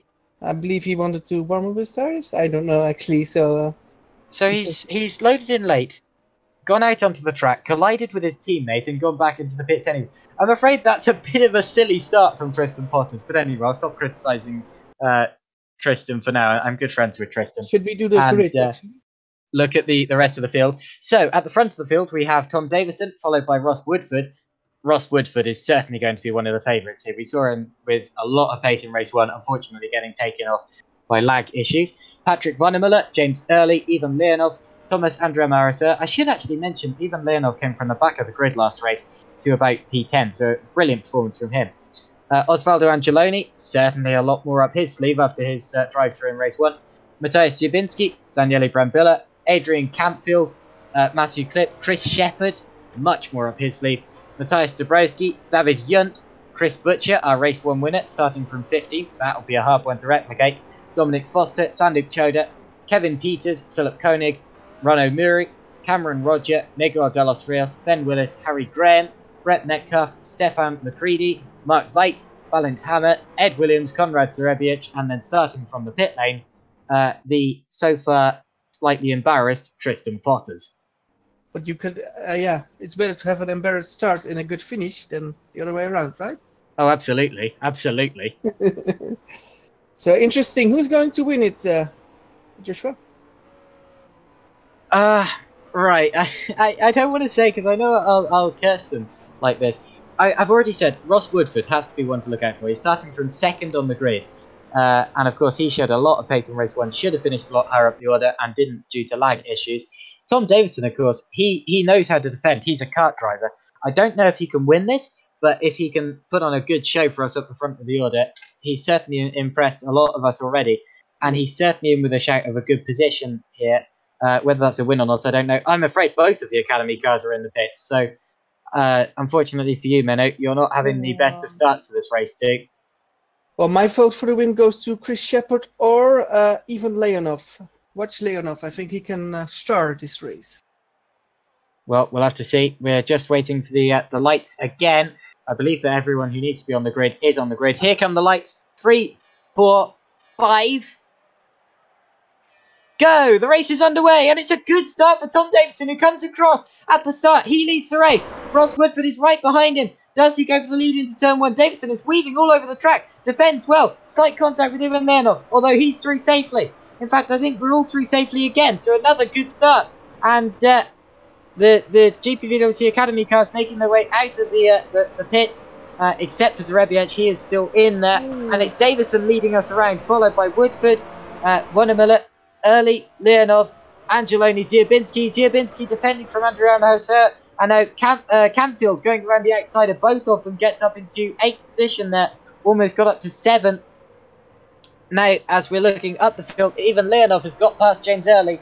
So Leonov has made his first move of the race. And now Woodford right on the tail of Tom Davison. He will want to get past him as soon as he possibly can to try to accelerate away from the rest of the field before some of the really quick guys get through. Takes a look, but doesn't get in there. That's a good start from Tom Davison and from Ross Woodford. Oh, David jumped off! David jumped off! David jumped off! Oh, in fact, we've had a couple of people off. Potters is off, Willis is off, and David Young, again, has dropped to 28th position. And that's the person who finished second in the last race. So that's a shame to see. Oh, better in for fact, the lead, better for the lead. Ross Woodford next to Tom Davison. Oh. And Woodford has the outside line. Big crash for Van der Muller. Oh, what happened there? What happened there then? Well, I can't keep up with this, but there was going to be a move for the lead. What happened is Van der Muller tagged the back. He left his braking too late, tagged the back of Leonov, almost took him off, spun along the barrier, and now he's down into 22nd place. So that's bad to see. There was a further incident involving, I think, well, I saw someone in the wall anyway, but something happened. We've had a pretty eventful first lap. Daniele Brambilla, I'm afraid, is in the pits, so that's bad to see. He's got, has he got damage on that car, or was that a jump start? It might. Well, he's stopping, but anyway, unfortunately, Konrad Zarebiec and Stefan McCready didn't make the start, so we've lost 2 people already. And Woodford gets the lead. He's taken a look up the inside. Davison is still alongside him though. And does Davison keep it? No, Woodford does get the lead. He'll have the inside for the next corner. It looks as if he just left his braking later than Davison into the hairpin, pulled out of the slipstream, got to the inside. We expected that would come pretty quickly, and it's already occurred. And it's Woodford leading now, followed by Davison and Leonov. Leonov takes a look, but still behind Tom Davison, who is running in 2nd position. And then the rest of the field streams through this contact. Kevin Peters gets into the back of Philip. I think that was Fosbury collided with there and spins the car around. He's down to 21st position behind Van der Muller now, so that's a shame. And now even Leonov goes to the outside of Tom Davison. Davison slots in and dives again. Late move, but Davison is back alongside Leonov. Although Leonov will have the inside for the final corner. Davison very late there, very nearly tagged the back of Leonov's car. That's twice in a row. Leonov's almost been taken off, and look at Woodford goes wide. That's not going to lose him much time there. As the people behind him are battling, Leonov going defensive from Davison as we head towards turn 1. And Davison really wrestles the car in. That was a quick direction change. And well, he's had to settle for 3rd position now, but and Angeloni is up to 4th, so that's 3 positions gained for Angeloni, who was 2nd in the championship coming into this round. And Angeloni is in 4th, looking for a podium so far. That is very good for Angeloni. Angeloni already in P4. Could he win this then, or will it be one of the 3 that are leading now? It will be very interesting. But I must say, Tom Davidson and even Leonov and of course Ross Woodford showed that they really have skill. That dive back from Tom Davidson was pretty amazing what he did on even, but he couldn't make it stick. So they're fighting really hard. And someone got sideways. Matthias Dabrowski's got sideways and but it dropped back from James early. Andrea Maharasoa is having a go at him too and gets alongside him. There's slight contact there. Andrea Maharasoa forced wide, and through goes Chris Butcher, our championship leader, up into 10th position now. Time for DRS. Yeah, time for DRS to come into play. We're on lap 3 of the race. This is the lap where it all starts to kick off. And who's going to be pulling moves on who here? Well, Davison has been passed by Angeloni, so Angeloni has gone for it. And now Ziabinski is trying to get Davison as well. Oh, he cuts the corner. So Davison gets a better run. But Ziabinski gets through. I reckon, Ziabinski gets through. I reckon he's going to get a penalty for that because he has got through by cutting the corner. Campfield runs wide. And if I was Davison, I'd report that. Look at Davison in a complete sandwich with the two Stacks Racing Cars, Campfield to the inside, Shepherd to the outside. Campfield gets a good drive through the corner and gets ahead. And oh, look at Shepherd! Very aggressive, almost took out the rear end of Tom Davison's car. And now we do have a Davison burger between the two Stacks Racing cars of Campfield and Shepherd. Oh, look at that. Davison leaving his braking late and launching towards Campfield ahead of him. But, well, Ross Woodford getting away at the start here. He is leading from Ivan Leonov, Osvaldo Angeloni, Matthias Zirbinski, Adrian Campfield, Tom Davison, Chris Shepherd, James Early, Matthias Zabrowski, Chris Butcher, Matthew Klipp, Sandeep Choda, Thomas Andriama Harasur, Philip Koenig and Dominic Foster. Those are the top 15 and the points sitters at the moment. And just outside of the points is Miguel de los Rios in 60. True. Let's see who's now close in the DRS range. I think it's Chris Shepherd. Chris Shepherd will have a DRS on Tom Davidson. I think he will be able to pass him, but we shall see. We certainly shall. Here he comes. He has the DRS. He's tucked right in. I barely can see there's even a car there. Look at Early and Dabrowski. Dabrowski goes to the inside. Shepherd goes to the inside of Davison. Leaves his braking late. Oh, he clouted his teammate. Shepherd clouts his teammate. And Davison, and he's really stuffed that one because he's dropped back now. Right back to where he came from. Early has come out ahead of Dabrowski as well. But that was very close for Shepherd, who properly runs into his teammate there. And that's really not what you're supposed to do. As side by side in the background are Koenig and De Los Rios for 14th position. Someone's diving into the pits. Rono Muru is diving into the pits. So that might well be a drive-through from the start. Oh, and Dominic Foster in the pits as well. So a couple of people possibly getting drive-throughs. Daniele Brambilla, I'm afraid, has dropped back from the field. He made a pit stop at the start. Tristan Pottis is out, so you've lost both of your academy drivers, I'm afraid, Menno. And now Davison's still ahead of Shepherd after that contact. I'm just having a look at the replay, actually. It was simply that Shepherd left his braking later and Campfield would have been thinking, what are you doing, mate? Just smashing me in the side all of a sudden. And that's indeed what happened as Leonov goes wide, running over the curb, but keeps it all in one piece. Ooh, slight wiggle under braking again. And Angeloni is really catching him here. So Angeloni, who was second in the championship coming into this round, is getting closer. And has the slipstream. We've got a crasher. Ballanthammer is standing still. Is he out? Is he out? Ballanthammer? Oh, Roger! Roger gets sideways and over the curb as well, going into turn 11. But what happened to Ballanthammer? He is indeed out of the race. Butcher against Early. And Butcher's got it. Well, it looks as if Hammer just got over the curb and then couldn't control the car as it popped down. But yeah, it looks as if Butcher has got Early, has he? He has, so up to 9th is Butcher. And now look at Shepherd having another go at Davison. He's going for it around the outside here. But not quite. Davison still keeps that position for now. Oh, Dabrowski! Dabrowski in a spin, and he drops down the order. He's cut across the... Oh, goodness. Cuts across the grass. And now gets clipped by Klipp. And that was almost a poor situation. But Dabrowski only loses a handful of places there. Oh, Klipp goes to the inside again. Oh, more contact. Forces Dabrowski wide, but gets the place. That was a touring car overtake, I tell you.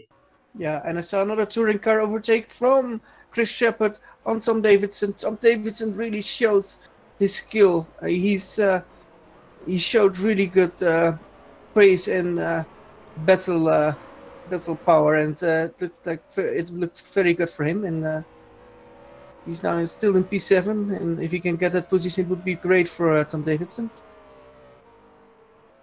And there's a lot more.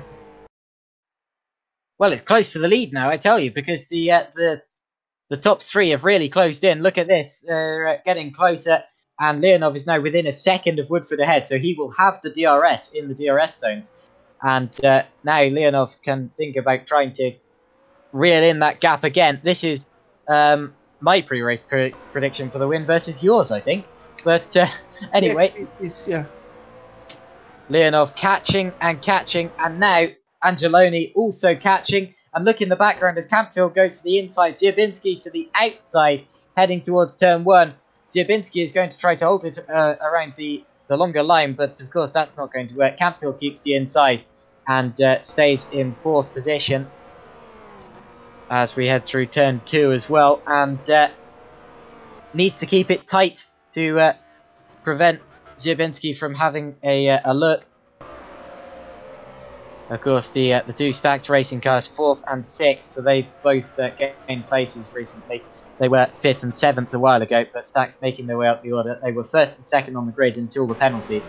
So we've seen a lot of potential from the Stack's racing guys this weekend, or this Tuesday rather. But I'm afraid they haven't really been able to show what they've truly been worth because of the penalties. But of course, that's their own fault from last race.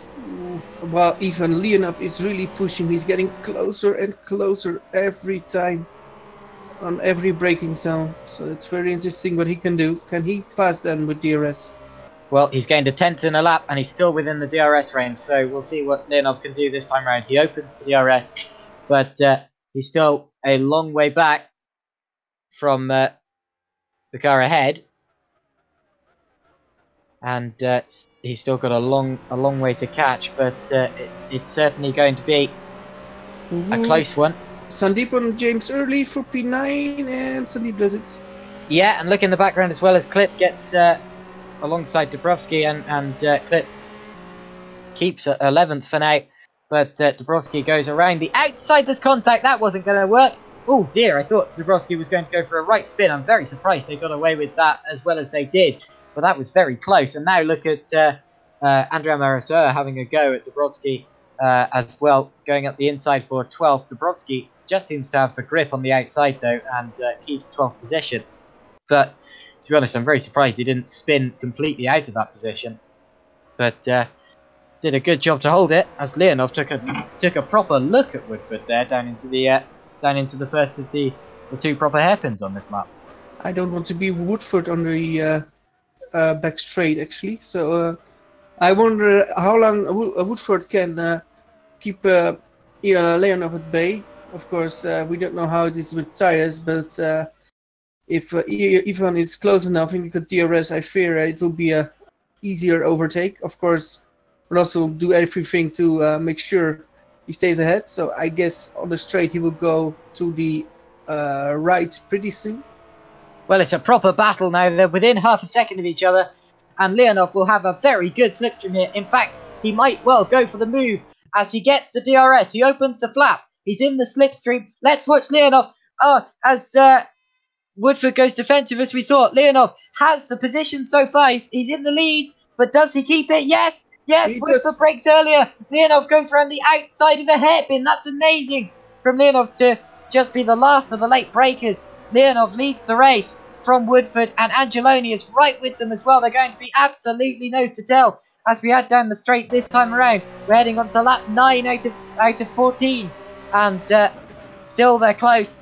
Angeloni takes a look, Woodford takes a look, but everyone holds fast, and we have a new race leader.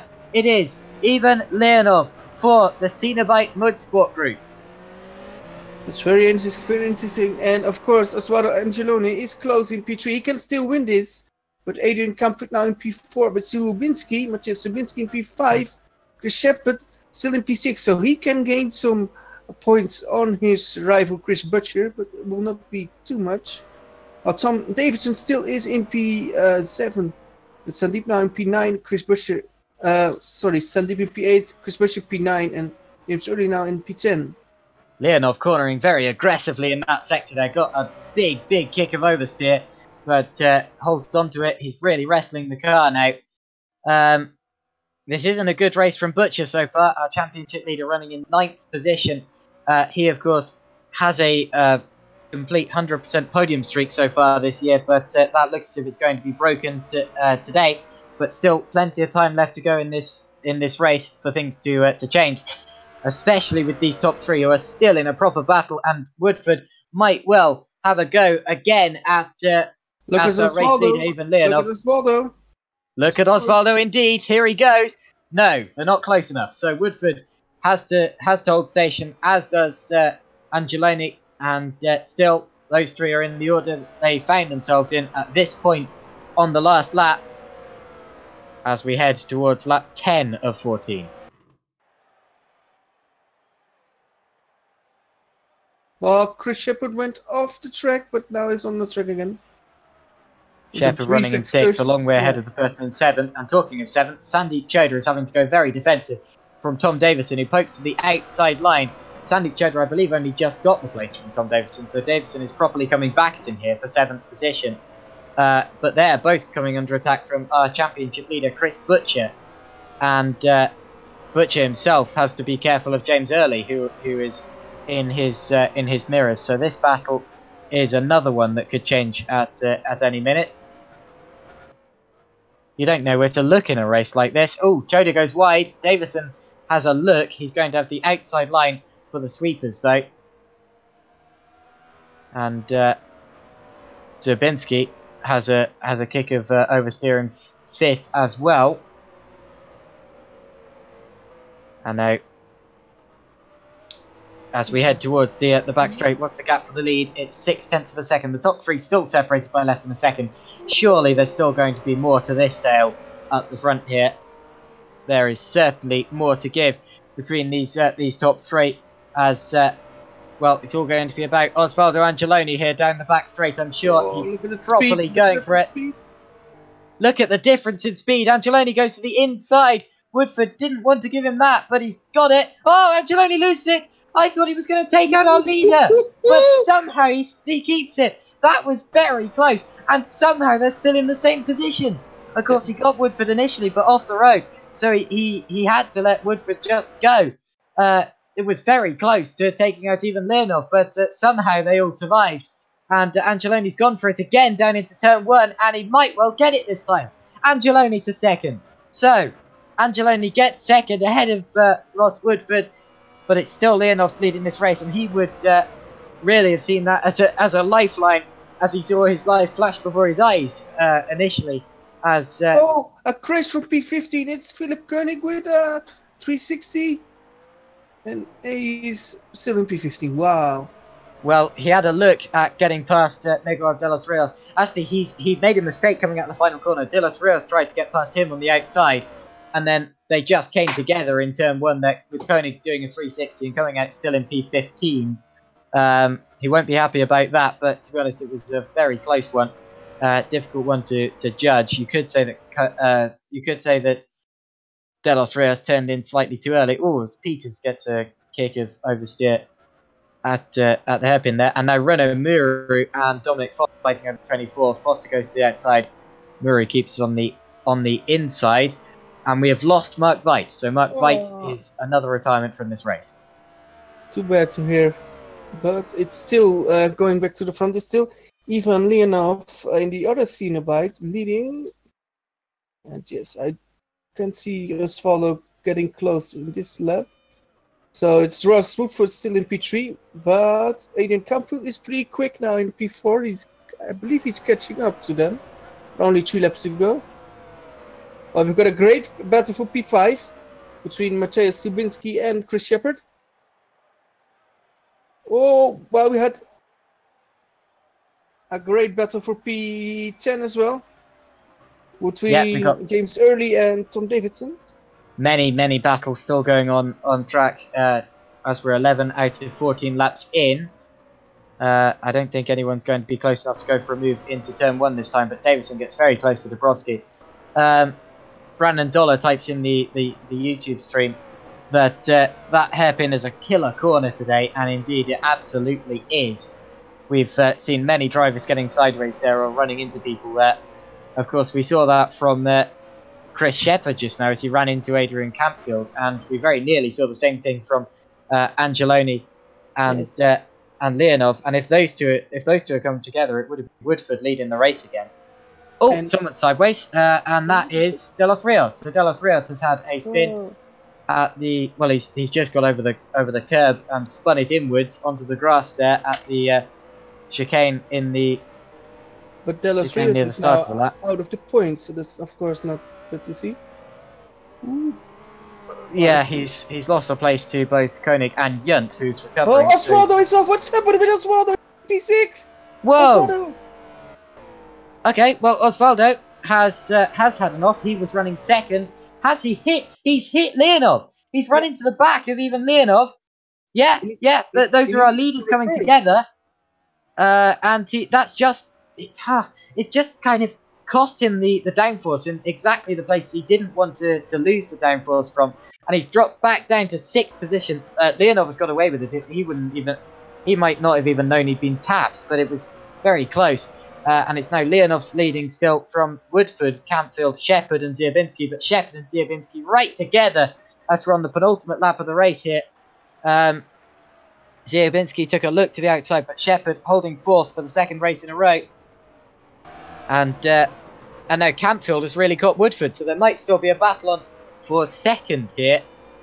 Although, of course, with Angeloni dropping back after that incident, Leonov is leading our race considerably as Campfield takes a look to the inside of Woodford, who goes wide, and Campfield gets 2nd. I think Woodford's tires are gone. I think his tires are gone. He couldn't make the corner anymore, and he just needs to survive 1.5 laps.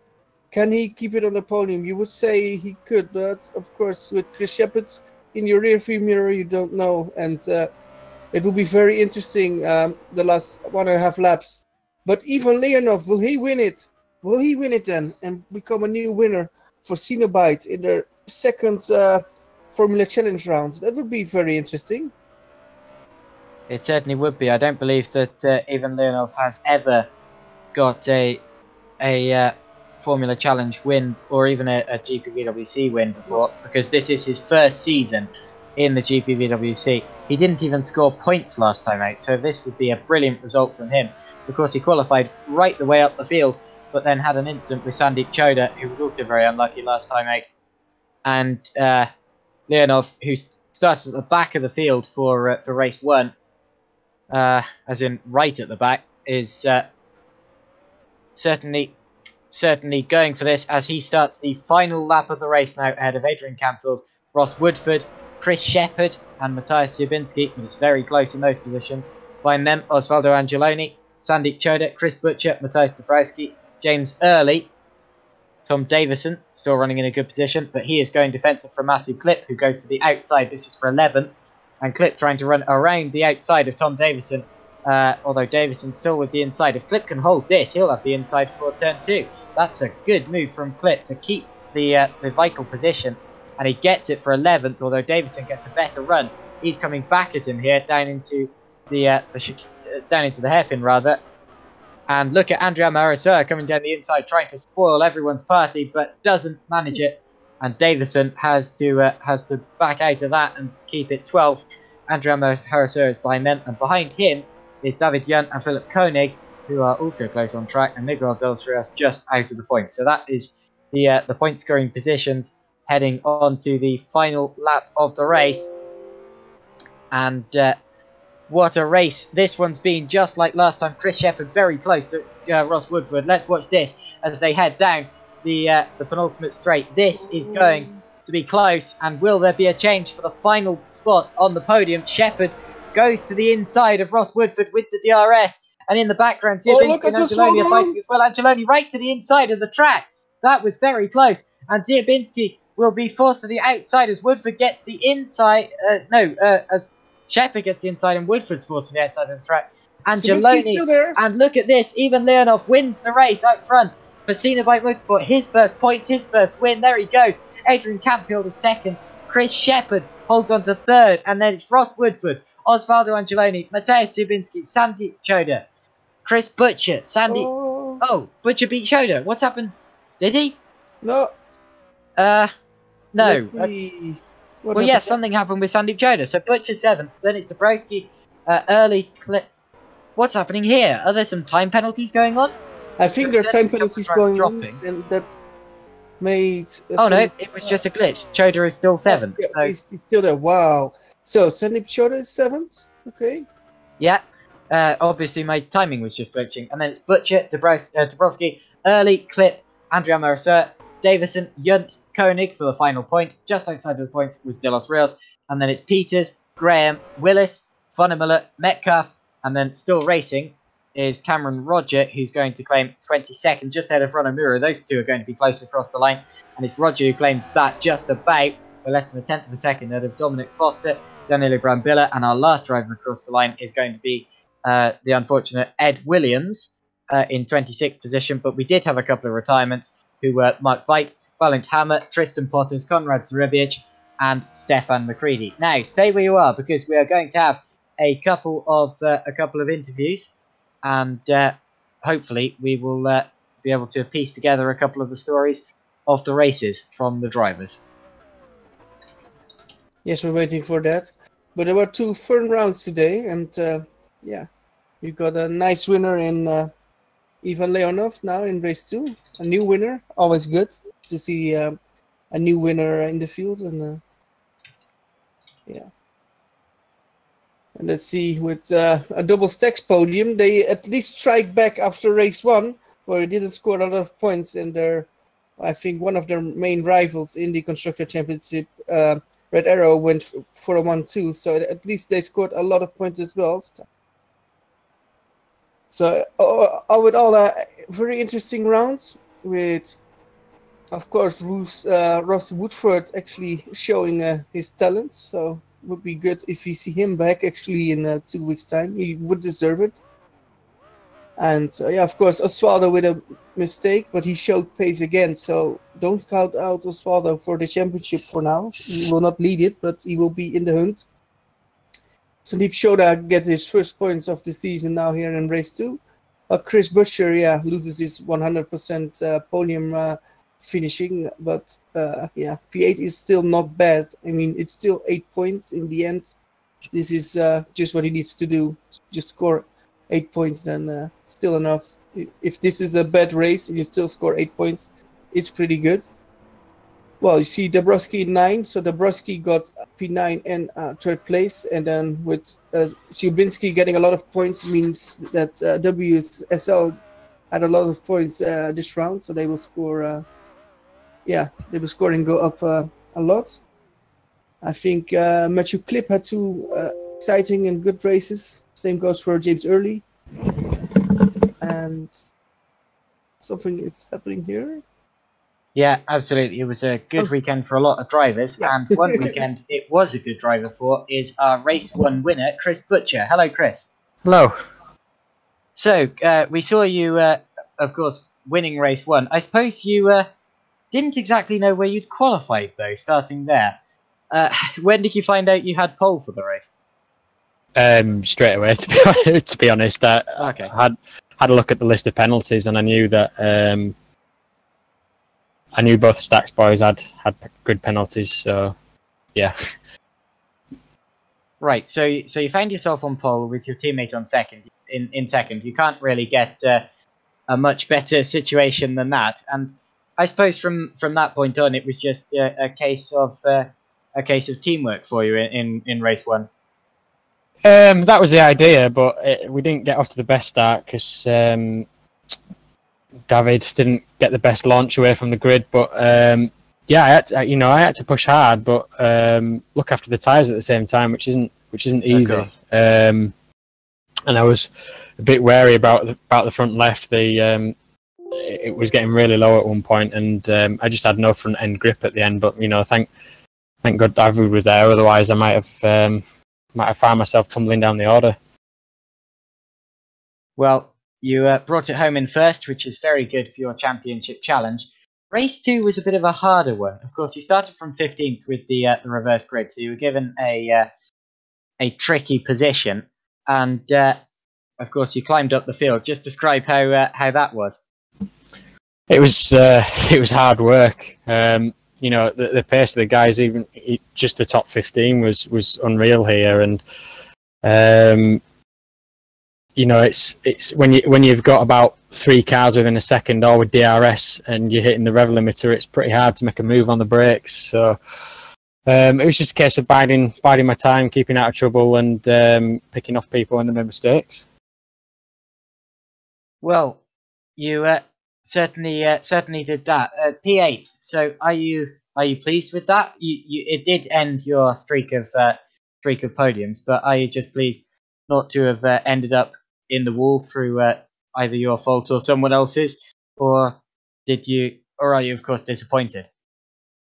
Obviously, I would have liked to finish higher up, but I think I can be happy with 8th on a reverse grid. 15th is such a hard place to start from because you've obviously got so many cars in front of you, but you're right in the midfield where all of the action is. So you've just got to take it easy the first couple of laps and keep yourself out of trouble. Make sure you don't take any damage. I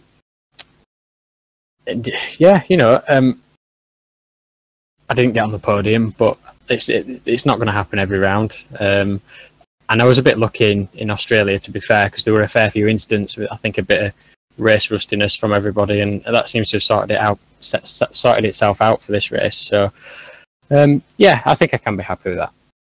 Well done. I'm pretty sure you are still leading the championship. I want to get through the next couple of interviews quickly, actually, because I see many people waiting.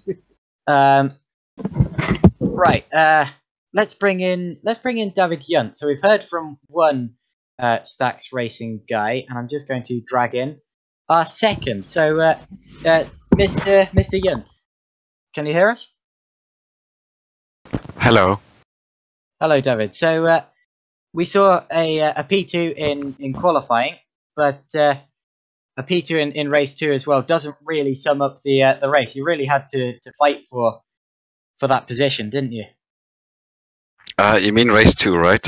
Race 1. Still a bit. So race you 1. qualified P2 and you finished race 2, but you finished P2 rather, but you had to fight for it.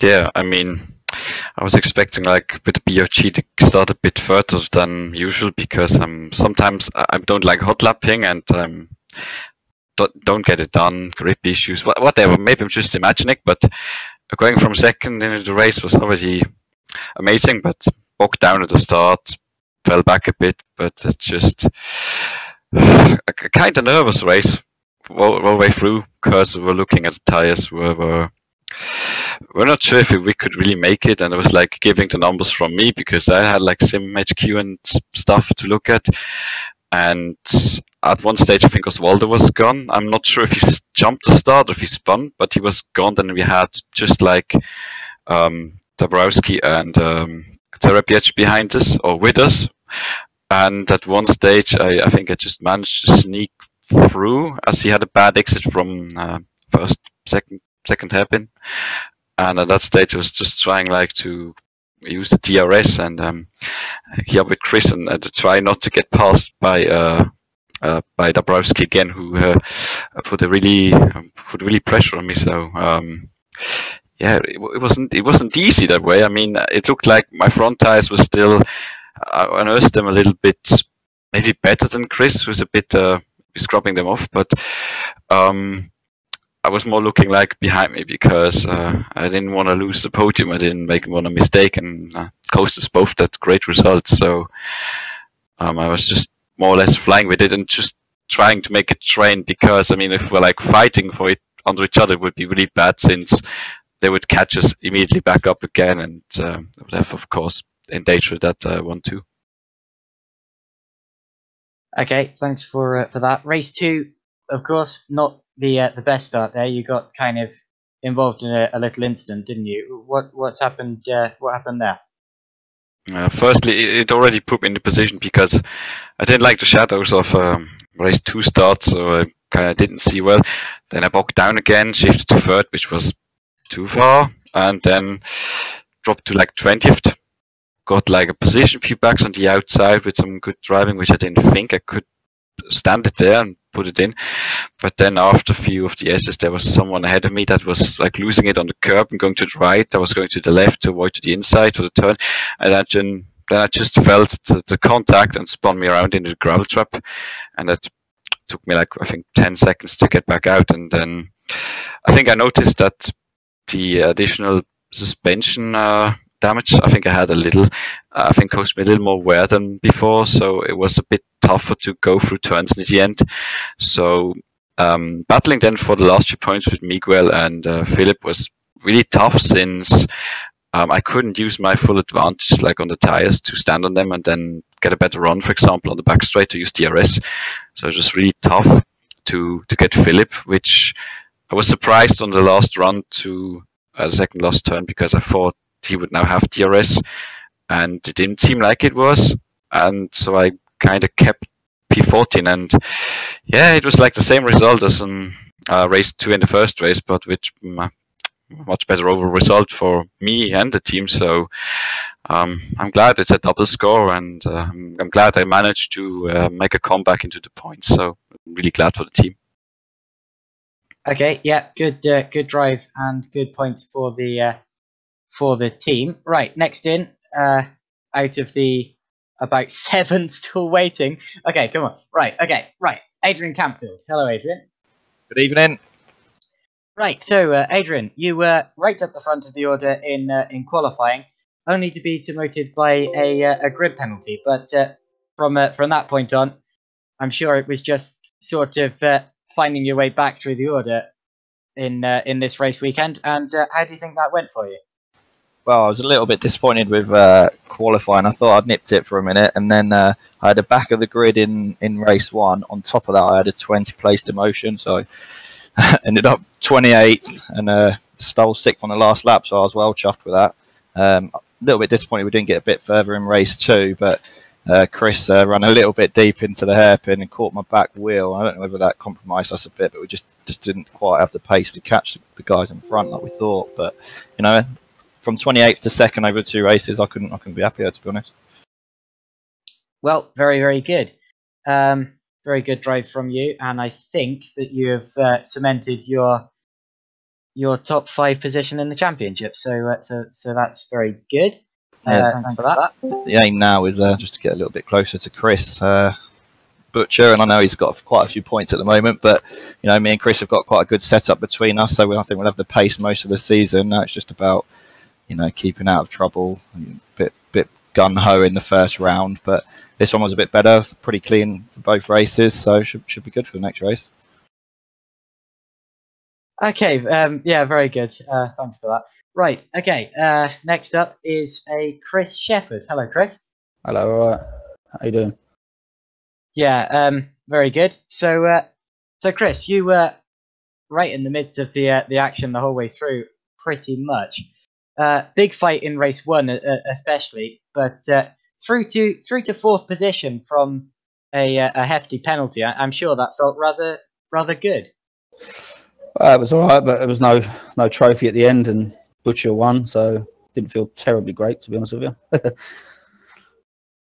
Well, still, it was many positions made up, and I'm sure I can say exactly the same thing for race 2. That was about 6 or 7 positions as well. Yeah, to be fair, we should have done a bit better as a team in race 2. I made a bit of a mistake overtaking someone under braking and just clipped my own teammate, so I've already apologised to him for that. So it compromised us a couple of seconds and a little bit of pace, but it was okay. I mean, before the event, if you'd have told me that, knowing that I was going to be starting way back there, that I would only lose about 3 points to Butcher, even more, I would have bit your hand off. So I'm overall happy with that, I suppose. Well, very good, very good. I believe that you're... I think you've actually moved up a couple of positions in the championship, but I'll wait to see the order to confirm that. Yeah, sure. Right, next up we have I've already done David Young, haven't I? Oops, my mistake. Apologies. Okay, finally, I'm going to bring in the entire Downforce racing team. So in come a Jake Sanson, a Harry Graham, and a Tom Davison. Hi, guys. Hello. Hello. So that was probably your best performance that I've seen yet. I mean, I've only, of course, seen Australia and Shanghai, but it went rather well for you. Started off with qualifying as well, and Jake, you were saying that you're very proud of these guys. They've gained a lot of pace this week. Just how much work have they been doing? They've worked incredibly hard over the last 14 days or so. They were really motivated by Australia, frustrated as well, which proves, they're definitely going to move forward. We reckon we gained about a second in terms of the distance from where we were, because we were about 2 seconds a lap down in qualifying last time. We're only about a second off the pace. And there were a couple of laps where the guys got it a little bit crossed up, so we might have had another 2 or 3 tenths in the bag that could have moved us a little higher up the grid, but then we wouldn't have had our first pole position. So, we're quite happy with what we've achieved. Well, I tell you what, if you were 2 seconds behind last time and now you're 1 second behind, next time out you're going to be on pole, aren't you? Well, no pressure, eh? Probably because we did 5 hours of practice. Yeah, we did a lot. Okay, well, I'll start with you, Harry. So you were just outside of the points in both races there. Do you think that you're still pretty pleased with how your races went? Was that the best you could have done today? Yeah, well, at the start of the first race, I got a bit of a lag incident with that hammer guy. Nothing either of us could do, but he just sent him into me, and then it was probably lost about 10, 15 seconds, and then got up to 24th, and then up to 18th in the next one. I could have been a bit higher, but all the tyres went off at the end of the race because I was trying to get a decent track position at the start. So I think I'm quite pleased with that, but a little bit frustrated again. If we get some luck next time, hopefully it should be in the points. Very good. And Tom Davison as well. We've got a lot to talk about to do with those races. So your first points in race 1. Yeah. How did you feel when you found out you were going to be starting on pole for race 2? I don't know, really. I was like, I walked upstairs after a drink. I've never been on pole in a proper series before, so it's a new experience. It's going bonkers. He really was, actually. He was saying to me, I've never even started a position in karting before. Mine in GPVWC. This is crazy. So we were trying to talk him down. We were trying to go, so just focus on the tyres. Don't worry about the start. Just focus on the tyres. And he did a good job on the first lap. He was absolutely screaming when he came across the line at the end of lap 1. It's like, I've led a lap in GPVWC. I've led a lap. It's like, no, calm down, Tom. You're doing fine. I know how that feels.